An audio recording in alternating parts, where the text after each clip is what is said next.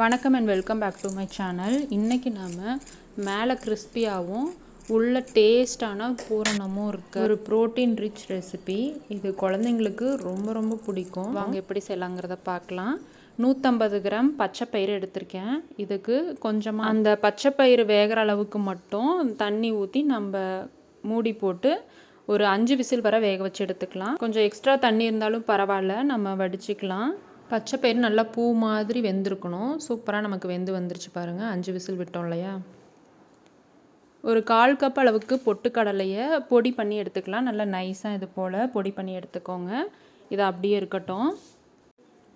4 ஏலக்காயை தட்டி இது மேலே இருக்க தோலை நீக்கிட்டு இந்த பொடியை மட்டும் தனியாக வச்சுக்கலாம். ஒரு வாணலியில் ஒரு 1/4 கப் அளவுக்கு வெல்லம் சேர்த்துருக்கேன். இதோட அந்த வெல்லம் மூழ்கிற அளவுக்கு மட்டும் தண்ணி கொஞ்சமாக சேர்த்துக்கலாம். வெல்லம் நல்லா கரைஞ்சி வரும் பொழுது இதை நம்ம வடிகட்டி எடுத்துக்கலாம்.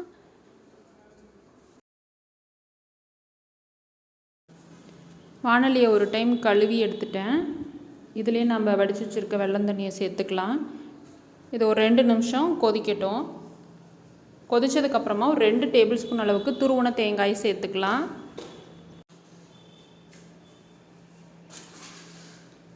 இப்போ இதில் நம்ம வேக வச்சு எடுத்து வச்சுருக்க பச்சைப்பயிரையும் சேர்த்துக்கலாம்.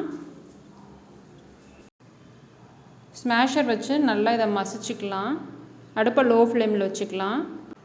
ஆல்ரெடி நம்ம 5 விசில் விட்டு எடுத்ததுனால பச்சைப்பயிறு நல்லா பூ போல் வெந்திருக்கும். அதோட தோல்லாம் இருக்குது இல்லையா, குழந்தைங்களுக்கு சாப்பிடும்போது அது அந்த மாதிரி தோலோடு இருந்ததுன்னா பிடிக்காது. அதுக்காக தான் நல்லா அந்த மாதிரி ஸ்மாஷ் பண்ணி விட்டோம்னா அந்த தோல் இருக்கிறதே தெரியாது.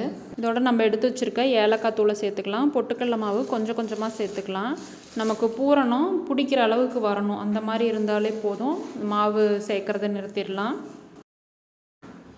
பொட்டுக்கடலை மாவையும் சேர்த்து நல்லா ஒரு சேர கலந்து விட்டதுக்கப்புறமா லோ ஃப்ளேமில் அடுப்பு வச்சிடணும் இல்லையா, அதை ஆஃப் பண்ணிடலாம். இப்போ இதை நம்ம தட்டுக்கு மாற்றிடலாம். இது மேலே கொஞ்சமாக நம்ம நெய் அப்ளை பண்ணிக்கலாம். இது ஓரளவுக்கு ஆறுனதுக்கு அப்புறமா எல்லா இடத்துலையும் இது மேலே படுற மாதிரி தடவி விட்டுறலாம். அப்போ தான் நமக்கு உருண்டை பிடிக்கும் பொழுது கையில் ஒட்டாமல் வரும். நம்ம பூரணம் பிடிச்சிக்கலாம். சின்ன சின்ன உருண்டைகளாக பிடிச்சி எடுத்துக்கலாம். இந்த மாதிரி எல்லாம் குட்டி குட்டி பால்ஸாக பிடிச்சி எடுத்தாச்சு. ஒரு கப்பில் 1/2 கப் அளவுக்கு மைதா எடுத்திருக்கேன். 2 டேபிள் ஸ்பூன் மட்டும் அரிசி மாவு சேர்த்துக்கலாம். இது நல்லா கிறிஸ்பியாக வர்றதுக்காக. இதில் கொஞ்சமாக தூளுப்பு சேர்த்துக்கலாம். இதை முதல்ல எல்லாம் ஒரு சேர கலந்து விட்டுட்டு இதோட தண்ணி சேர்த்து மிக்ஸ் பண்ணிக்கலாம். நம்ம மைதா சேர்த்துருக்கிறதுனால சின்ன சின்ன கட்டிகள் ஃபார்ம் ஆகிறதுக்கு வாய்ப்பு இருக்குது. இதை நம்ம மிக்ஸி ஜாரில் சேர்த்து அரைச்சி எடுத்துக்கலாம். நமக்கு கட்டிகள் ஃபார்ம் ஆகாமல் நல்லா நைஸாக கிடைக்கும். அதே பவுல்லையே சேர்த்துக்கலாம். மாவு இந்த பதத்துக்கு இருக்கணும், ரொம்பவும் தண்ணி விட்டுறாதீங்க. எண்ணெய் காஞ்சதுக்கப்புறமா இந்த பூரணத்தை எடுத்து இந்த மாவில் டிப் பண்ணி நம்ம எண்ணெயில் சேர்த்துக்கலாம்.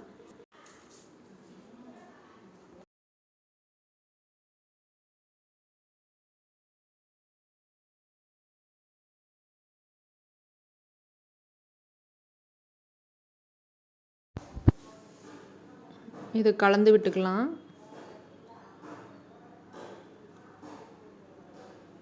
இப்போ இது சுற்றிலும் நல்லா கலர் மாறி வரும் பொழுது நம்ம எடுத்துடலாம்.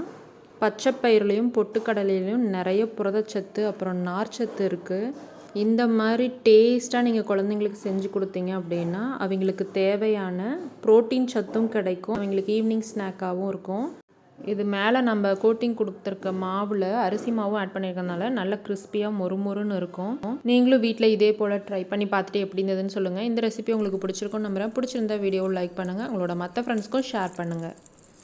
தேங்க்ஸ் ஃபார் வாட்சிங்.